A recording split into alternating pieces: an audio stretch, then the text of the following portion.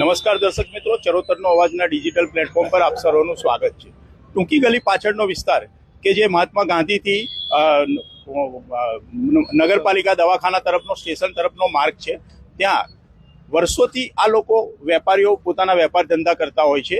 ત્યારે આજે મહાનગરપાલિકા દ્વારા 17 દુકાનોનું ડિમોલેશન કરવાની એમને જાણ કરવામાં આવી છે। આપણી સાથે સ્થાનિક વેપારી જોડાઈ ગયા છે, આપણે તેમને સીધો સવાલ કરીએ કે તમે કેટલા વર્ષોથી અહીંયા વેપાર કરો છો?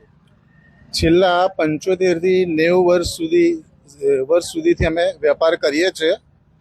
જે આણંદ ગોધી સ્ટેશન રોડ પર અમારી દુકાન આવેલી છે અને 1993માં જ્યારે નગરપાલિકાએ વિચાર્યું કે રોડ અમારે પહોળા કરવા છે, આણંદનો વિકાસ કરવો છે, તો 54 દુકાનદારોએ સુપ્રીમ કોર્ટમાં આપણે સ્ટે લાયા અને સુપ્રીમ કોર્ટે આપણને ચુકાદો આપેલો છે કે ભાઈ આ 54 દુકાનો છે એમાંથી જેટલાની દુકાનો જાય છે એ બધી પરત કરવી, કે જેટલી જાય એટલી આપી।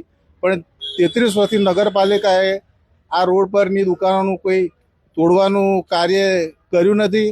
હવે આજે તાત્કાલિક અમારે એવી પરિસ્થિતિ આવી છે કે દુકાન ખાલી તો અમે કરીએ પણ નગરપાલિકાએ એવો કોઈ અમારી જોડે વાત કરી નથી કે જેટલી દુકાન જાય છે એટલી તમને અમારે સામે આપી, એટલી અમારી માંગ છે જે પૂરી કરે નગરપાલિકા। સુપ્રીમ કોર્ટ દ્વારા તમને એવું કહેવામાં આવ્યું છે કે તમારી જે દુકાન આ રોડ માર્જિંગમાં જાય છે તો તમને નવી દુકાન મહાનગરપાલિકા તરફથી આપવી જોઈએ।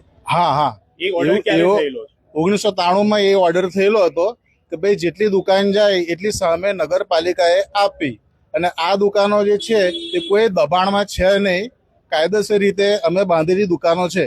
તો આજે તમને મહાનગરપાલિકા તરફથી કોઈ નોટિસ આપવામાં આવી છે કે તમારી દુકાનોનું ડિમોલેશન કરવામાં આવશે? ના, આજે એ પ્રકારની કોઈ પણ નોટિસ આપવામાં નહીં આવી આજની તારીખમાં, પણ તેમ છતાંય નગરપાલિકાએ આજે તોડવાની વાત કરી છે। તમે સ્વેચ્છાએ દુકાન ખાલી કરી દીધી છે?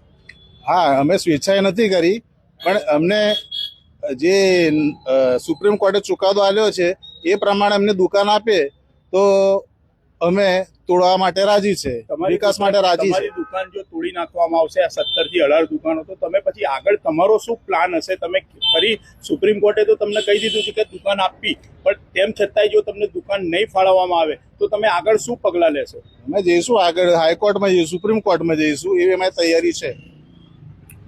આવી જ અનેક અપડેટ જોવા અમારી સાથે જોડાયેલા રહ્યો। કેમેરામેન હર્ષ સોલંકી સાથે ફ્રાન્સિસ મેકવાન, ચરોતરનો અવાજ, આણંદ।